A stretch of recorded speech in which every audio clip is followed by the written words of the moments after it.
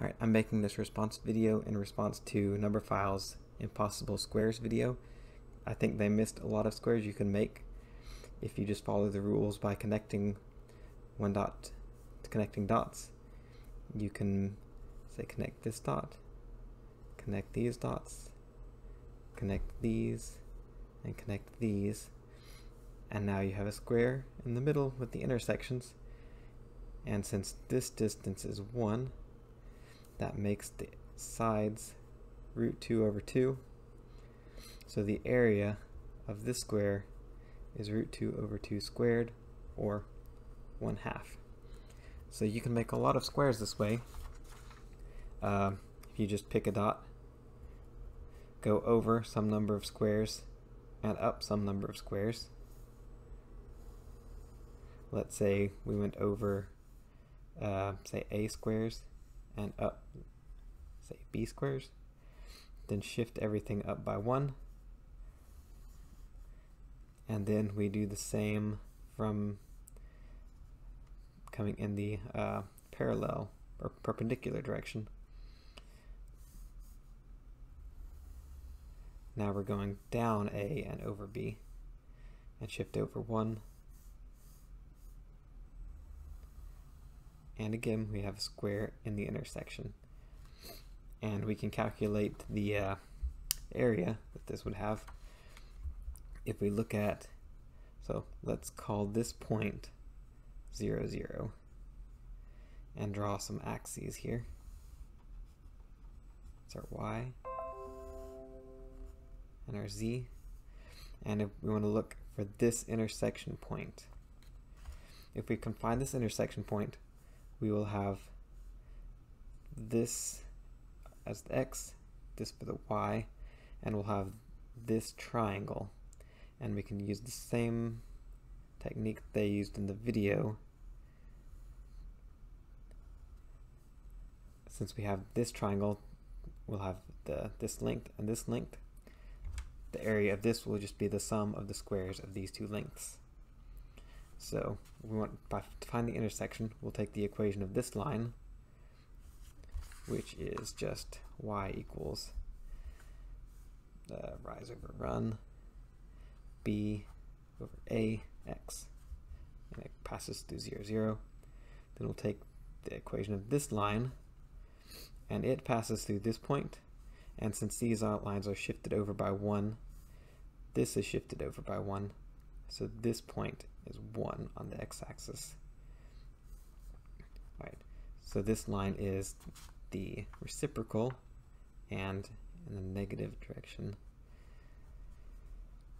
And its intercept here is going to be, we'll say C. It's going to be something. We know it intercepts the x-axis at 1, 0, 1. So let's just put that in 0,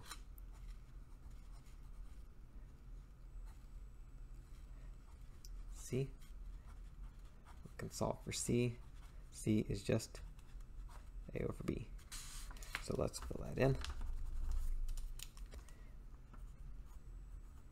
Now we can find the intercept by just setting these equal to each other.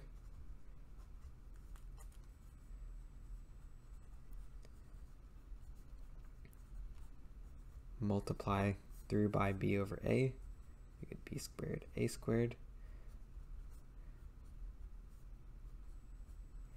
Solve for x.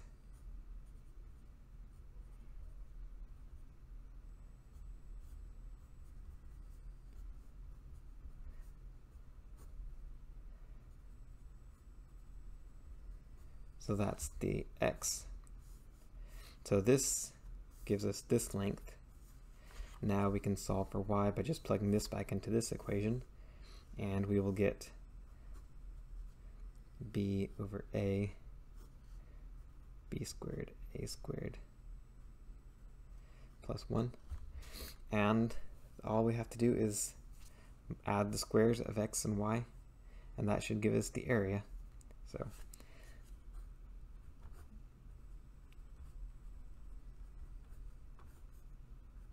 squared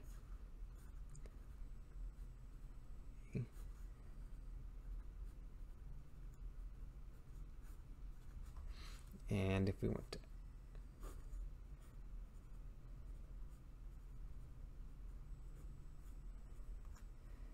one squared is just 1, b squared over a squared, and we notice these will just cancel each other out. So we are left with 1 b squared over a squared plus 1. So that is the area of this square we found. And we actually can shift these further apart and find even more squares. Here we just did a distance of 1. If we shifted them by 2, then that would multiply the area by 4. If we shifted them by 3, it would multiply it by 9. So if we would just want to call that k squared. So this, we can find any square of this area by using these values. And I put all these values into a spreadsheet.